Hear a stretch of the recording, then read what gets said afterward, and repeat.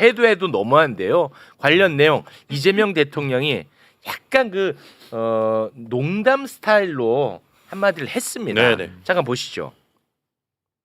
지금 용산 사무실로 왔는데 꼭 무덤 같습니다.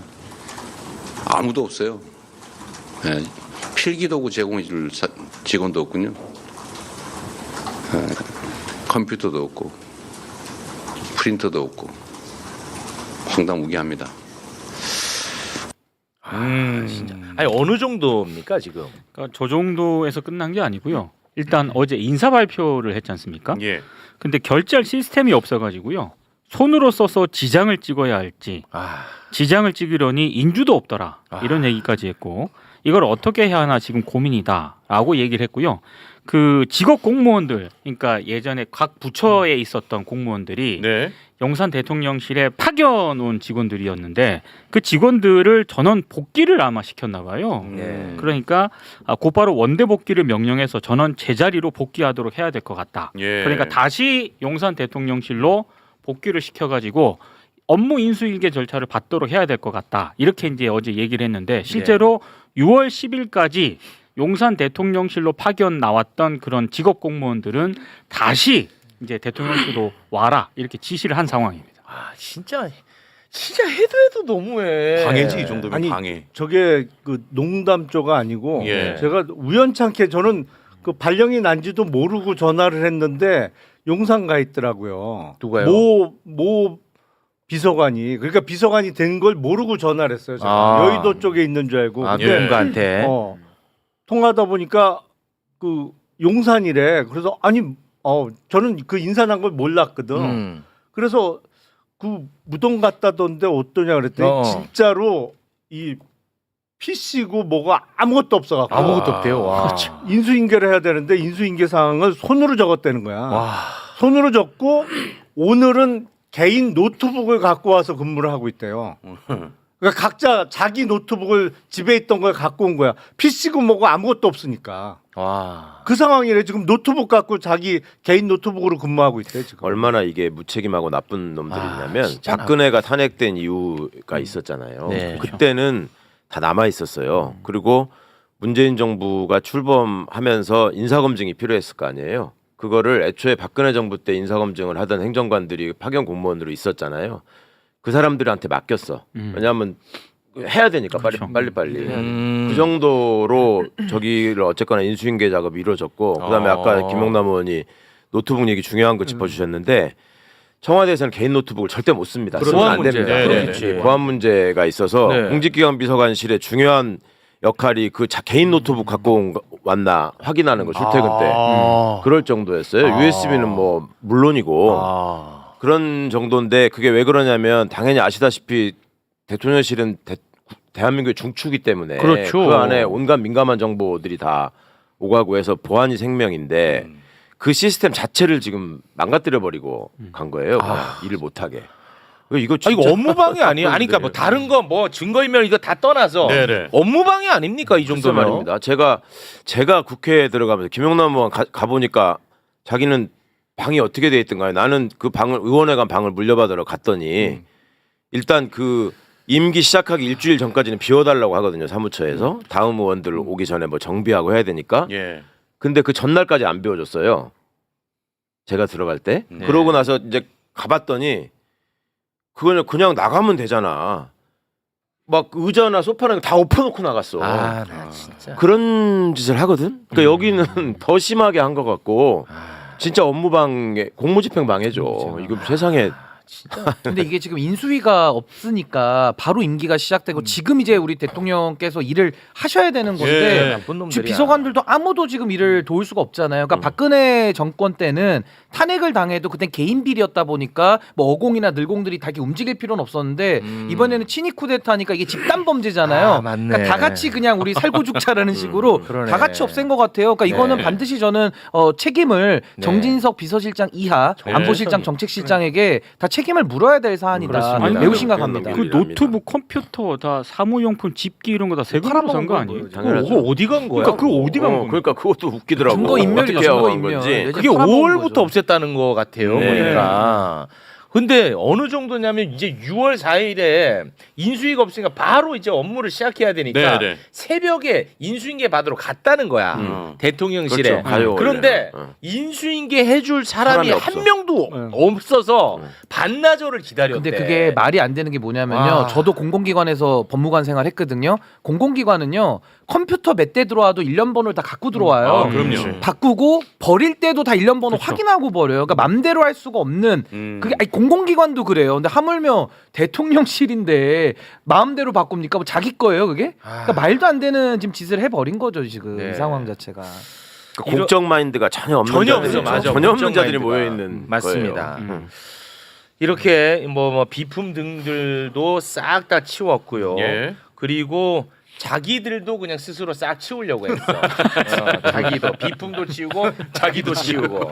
그래서 윤석열 정부의 국무위원들이 모두 사의를 표했습니다. 네, 이제 그러다 보니까 이제 국무위원의 그 정족수 문제도 있고 하니까 이재명 대표가 대통령. 대표라고 했나요? 네. 아, 연습하라고 그랬잖아 내가 어제. 대한민국의 된다니까. 대표님이십니다. 열심히 하시네 전화 받으려고. 열심히 하시네 아주. 열심히 오늘 해야죠. 유독 열심히. 이재명 대통령이 예. 다 반려를 했어. 예, 예. 그러나 한 명을 딱 집어서 박성재는 나가라. 넌 나가 있어. 박성재는 나가라. 왜냐? 내란 혐의가 있잖아요. 그렇죠. 내란 알가배동. 혐의. 예, 네. 그래서 박성재 너는 나가고 나머지는 못 나가라고 했습니다. 네. 아, 이제 그러다 보니까 이제 박성재는 나가야 되잖아요. 네. 퇴근길에 이제 한마디를 했는데 이재명 대통령이 국민 통합을 얘기하지 않았습니까? 그거를 또 자기한테 갖다 붙여버립니다. 국민 통합이라는 것을. 예. 네, 정말 좀 짜증 나긴 하지만 잠깐 박성재 퇴근길 한마디 보고 오겠습니다. 신임 대통령께서 말씀하신 국민 모두를 아우르는 진정한 국민 통합과 실질적인 법치주의, 민주주의가 구현되기를 희망합니다. 저도 밖에서 국민 여러분과 국가를 위해서 최선을 다하겠습니다. 그동안 도와주셔서 감사합니다. 네, 이거보다 훨씬 더 짜증나는 발언이 이임식에서 나왔어요. 오늘 이제 이임식이 있었는데 네, 네. 이임식 발언 몇 가지만 좀 소개를 해주시죠. 일단 송구하게 소개를 해드린다는 말씀을 먼저 드리고요. 이임식에서 이런 얘기를 했습니다.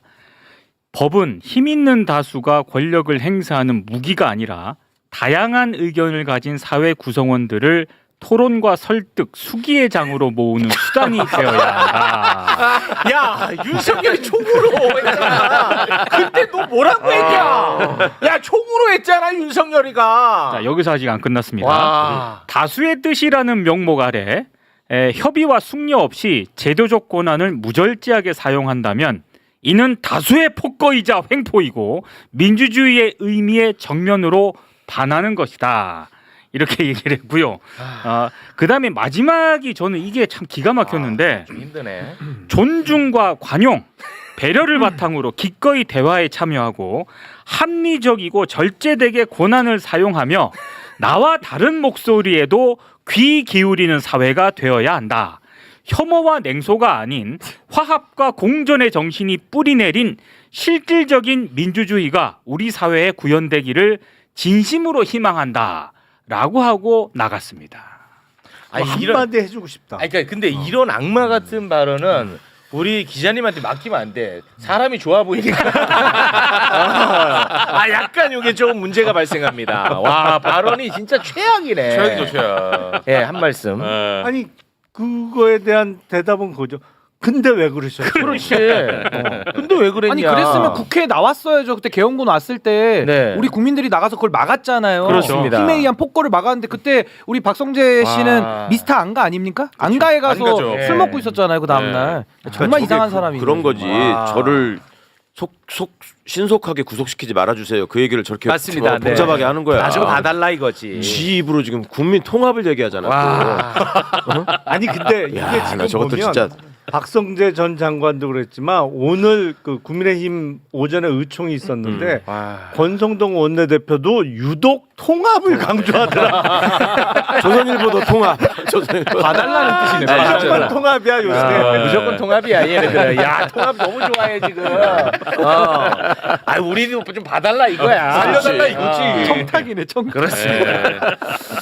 아 박성재 얘기 나왔으니까 요거 하나는 좀 짚고 가야 될 것 같습니다. 김건희를 완벽하게 이제 털어줬던 이창수, 조상원이 검사들. 네네. 얘네들 도망가게 도와준 게 박성재입니다. 네. 예, 그렇죠. 근데 와 진짜 너무 짜증나는 보도가 있더라고. 이창수랑 조상원이 도망가는 거잖아. 이제 딱 정권 바뀌자마자 도망가는 건데 네네. 검사들은 현직 검사들은 이 두 사람이 너무 좋고 너무 정경스러운가 봐.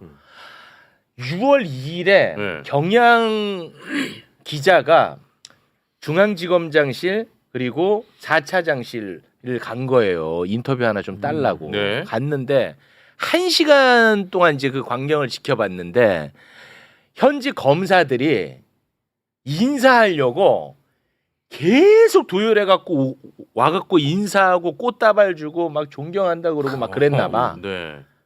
검사들이 이런 상황 속에서 예. 아무튼 검사들은 내 눈에 오늘 안 띄는 게 서로가 좀 좋을 것 같은데 말이죠. 근데 그 지켜봤는데 네. 1시간이 지나도 계속 그 방을 검사들이 왔다 갔다 했는데 이 경향 기자가 어림잡아서 세 보니까 한 100명은 100명은 되더라. 되더라. 이렇게 그런 썼어요. 집단이 그런 집단. 근데 이번에 했던 발언이지 내가 기사를 보고 맥락을 조금 이해하기 어려운 한 대목이 있어가지고 복도에 도열해가지고 검사장님 승진을 축하드립니다. 뭐 이런 게 외쳤다는데 이게 이번에 했던 발언인지 그냥 그거는 좀 승진은 애매하더라고. 아니죠. 이번엔 승진은 승진이 아니지. 아니잖아요. 퇴임인데. 그쵸. 승진은 좀 이상한데. 아니면은 뭐 정관 예우 받아서 돈 많이 버니까 승진이라고 표현한 근데 건가? 그 맥락은 그 기자가 쓸 때 어, 보통 드라마에서 음. 검사들이 쫙 도열해가지고 승진했을 때 검사장님 승진을 뭐 축하드립니다. 드라마의 한 장면을 예, 묘사한 그 거예요. 장면처럼 보인다. 그 좀 문장이 좀 매끄럽지 않아. 그 네, 문장이 맞습니다. 좀 애매하게 아, 썼더라고. 네네네. 근데 네. 이제 드라마에서 그런 장면하고 네. 좀 엇비슷한 장면이었다 이런 취지였던 것 같아요. 네. 네. 아, 근데 지금 이 상황을 어떻게 인식하는지 얘네들은 부끄럽지도 않은 거야. 그리고 그러니까요. 안에서는 지금 축제야 얘네들은 뭐가 어떻게 돌아가는지도 관심 없습니다 검사들은. 그러니까 이게 지금 법무부 장관의 희한한 발언을 우리가 들었고 또 서울중앙지검이면 검사들 중에서도 좀 잘 나가는 검사들이 많이 와 있잖아요. 네. 근데 지금 이 정도 상태라고 하면은 정말 검찰은 문제가 너무 심각하다. 뭐 어제 오늘 얘기도 아니고 그러니까 정치 집단이라고 얘기했잖아요. 국가기관이 아니고 정치 집단이라니까 진짜로 하는 짓거리들을 보면 네. 그러니까 정권 밖에서 쫓겨나니까 당신들의 그 억울함을 우리가 안다 힘내시라 뭐 이런 취지잖아요. 아니 우리가 누가 쫓아냈어? 그러니까 쫓아낸 적이 없는데. 아니, 나가지 말라고 그랬어요. 그러니까 쥐들이 먼저 이게 튀는 거지. 예. 얼마나 누가 교활하냐면 쫓아내. 조국 장관이 왜 30며칠 있다가 퇴임하잖아요. 네. 근데 조국 장관 인사청문회 때부터 저 조선일보나 이런 것들한테 그 내부 자료 빼돌려 가지고 조국 장관 공격하게 하고 이런 거를 장관 인사청문회 준비팀에 했다는 혐의가 짙었거든. 근데 그러면서 이제 그러니까 국회에 있던 보좌관들이 하는 얘기, 윤석열이가 총장 청문회를 하고 그러고서 한 조금 1년쯤 있다가 조국 장관 인사청문회를 한 거 아니에요.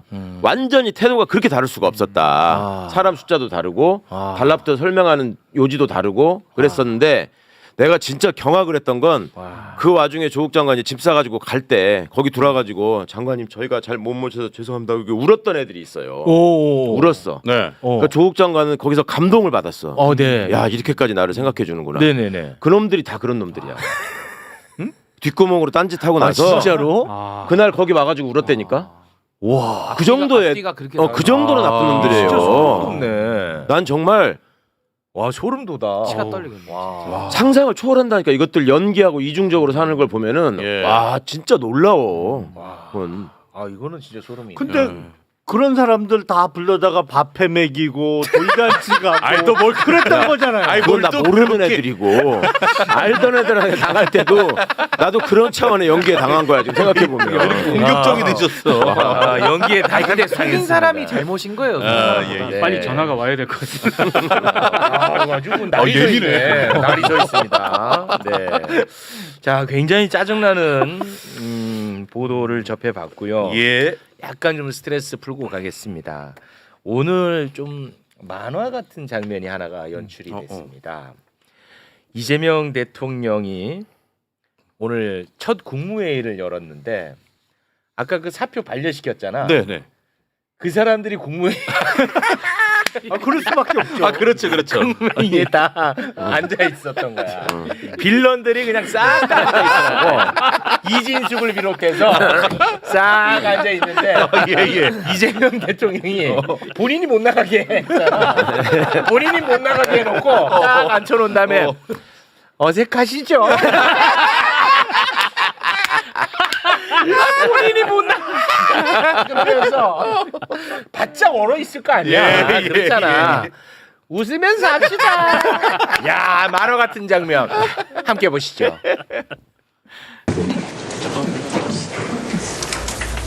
아유 다 모여 있어. 좀 어색하죠? 우리 좀 웃으면서 합시다.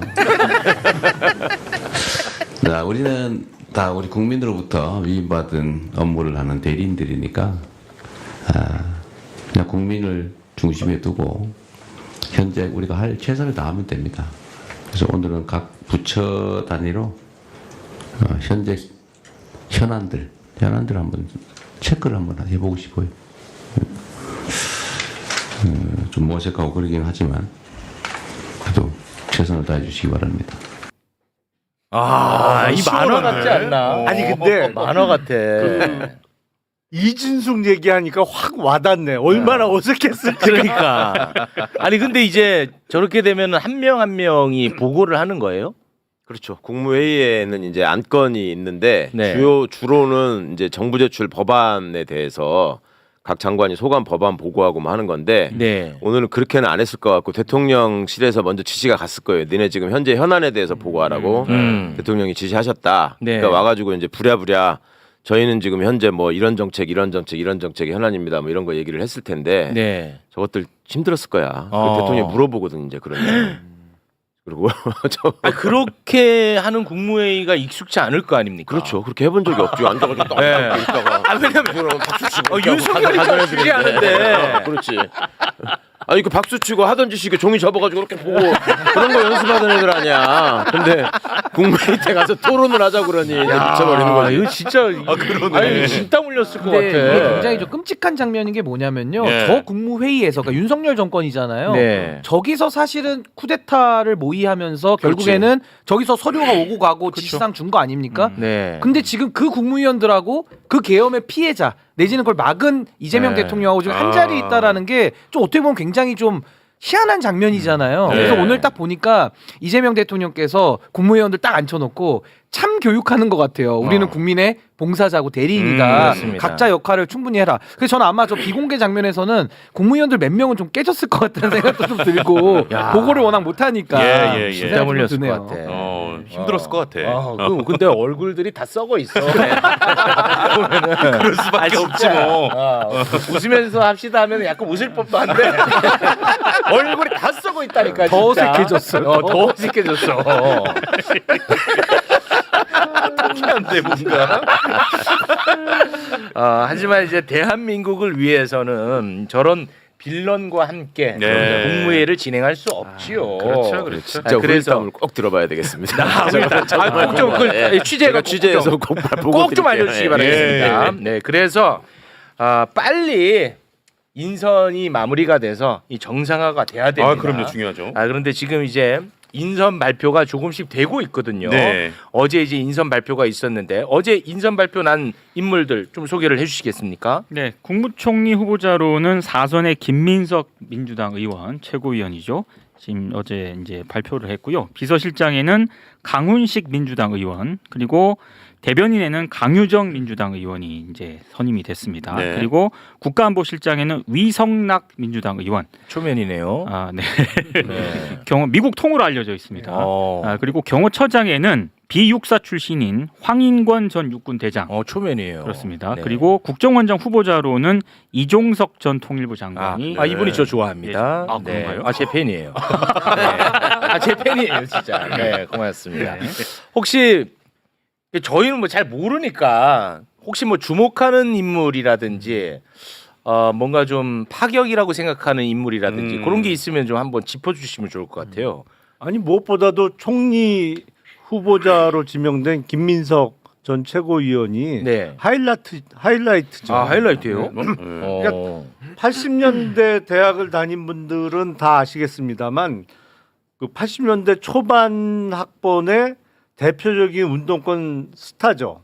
나중엔 거의 전설급이었지. 그러니까 그때 그 뭐 이정우, 백태웅, 김민석 이런 분들이 완전히 80년대 초반 학번의 전설이었거든요. 그리고 임종석 실장은 그 좀 한참 후고 한 세대가 좀 바뀐 세대고 예. 거긴 참 학번은 같잖아요. 우리 임종석 실장하고는 학번은 같잖아요. 그렇죠. 네. 근데 여기는 김민석 뭐 다른 분들은 82학번의 운동권 스타였고 김민석 지명자는 워낙 일찍 발탁돼서 국회에 일찍 들어갔어요. 그러니까 15대 국회의원으로 입성을 했으니까 30대.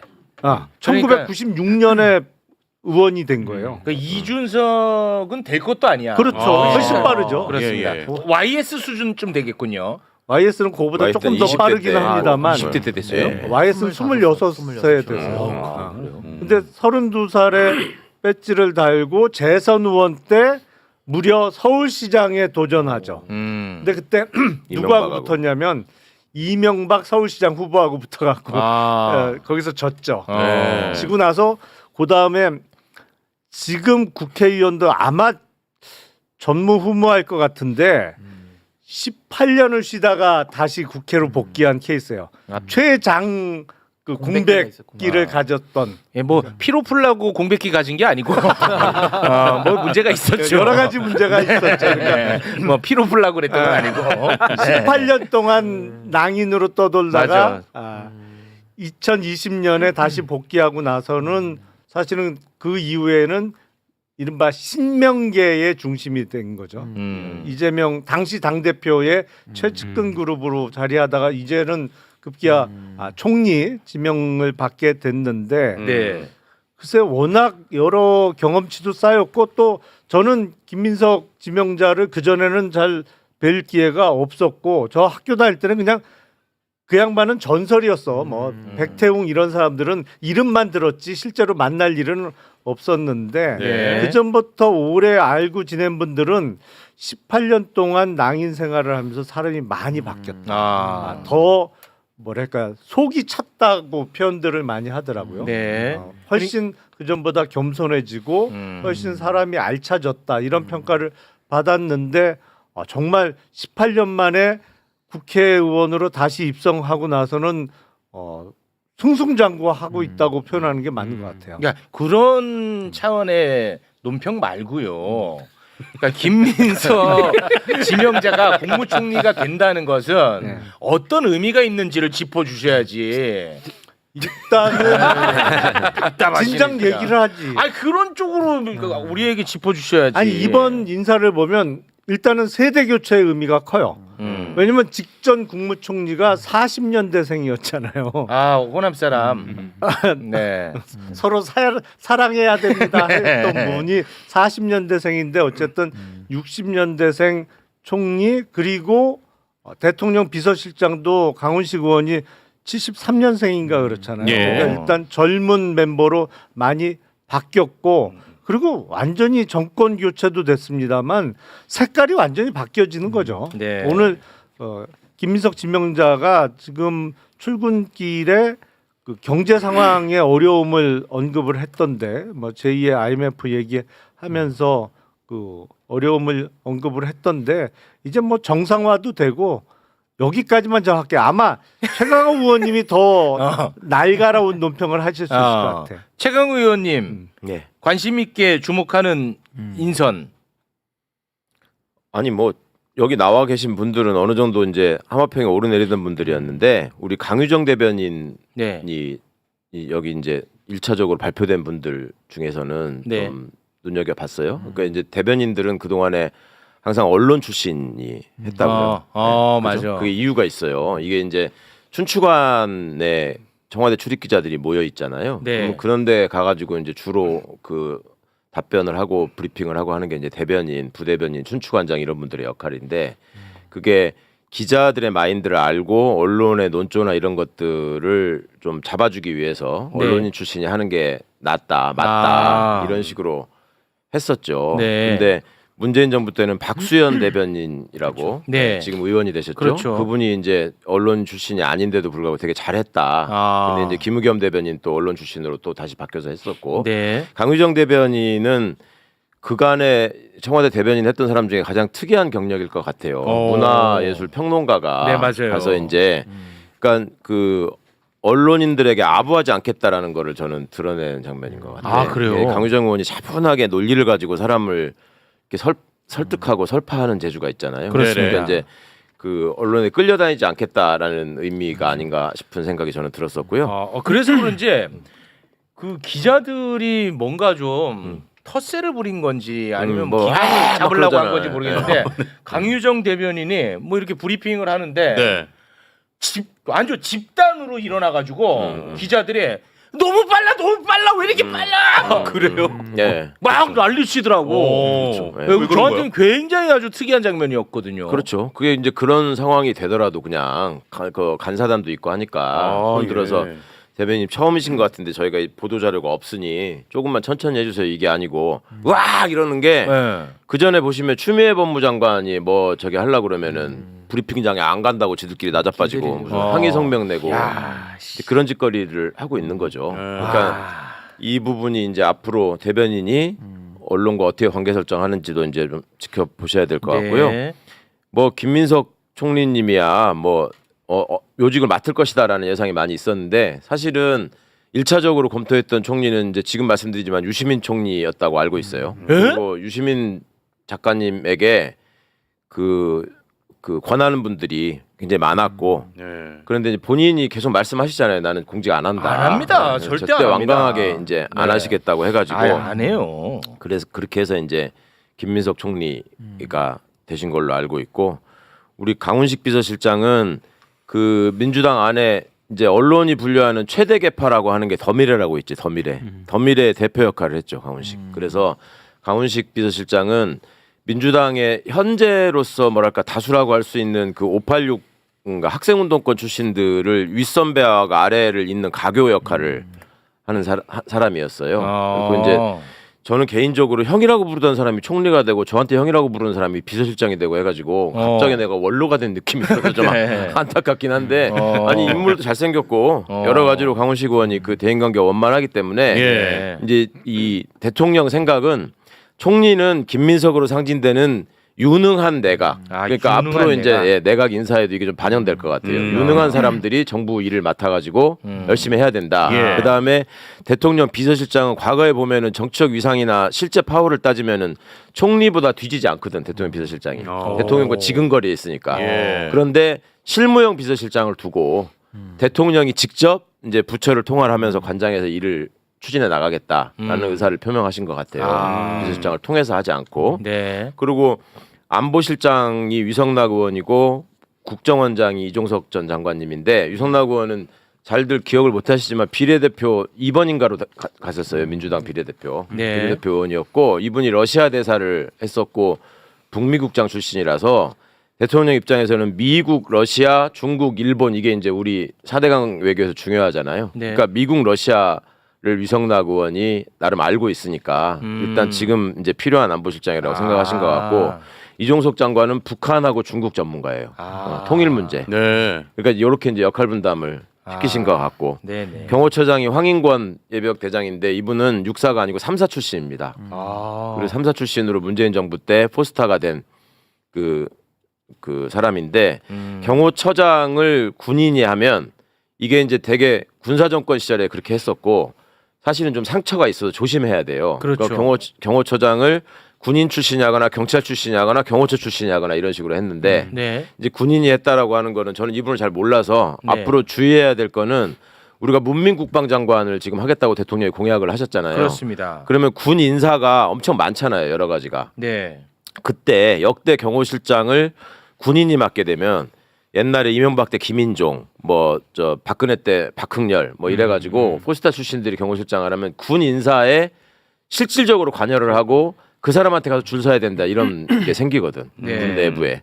그래서 그런 과오가 반복되지 않도록 유념하실 필요가 있다. 그래서 이분은 이제 3사 출신이시니까 좀 덜할 것 같긴 한데 네. 하여튼 좀 제가 이 중에 한 번도 안 본 유일한 사람이 황인권 그래요. 경호처장이라서. 그래서 저는 이게 윤석열 정권과 좀 대비해서 조금만 짧게 보강하면 네. 결국에는 이제 정무를 강화하겠다라는 게 의원들이 많이 들어가서 이제 국회 존중의 의미가 전 담겼다고 보고 기존의 그 안보 라인이 윤석열 정권에서는 국방 쪽이 모든 정권을 다 휘둘렀거든요. 뭐 김용현이라든지 신원식 다 군 출신들인데 이번에는 이제 외교 전문가인 위성락 의원이랑 이종석 장관은 이제 통일 전문가니까 이제는 외교 통일 쪽으로 이 안보 라인이 좀 옮겨오고 있다라는 상징적 의미가 있는 것 같고 네. 그리고 주류 교체의 의미도 있는 것 같습니다. 아까 최강호 의원님 말씀하신 대로 삼사관 출신, 그러니까 네. 삼사생도 대장 출신의 이제 황인권 처장을 임명하고 또 강유정 대변인도 이제 비언론인 출신을 임명한 것은 이 주류에 대한 교체 의미도 담겨 있다. 한 가지만 생각이 당부 듭니다. 말씀드리면 아까 그 최욱 앵커가 얘기했잖아요.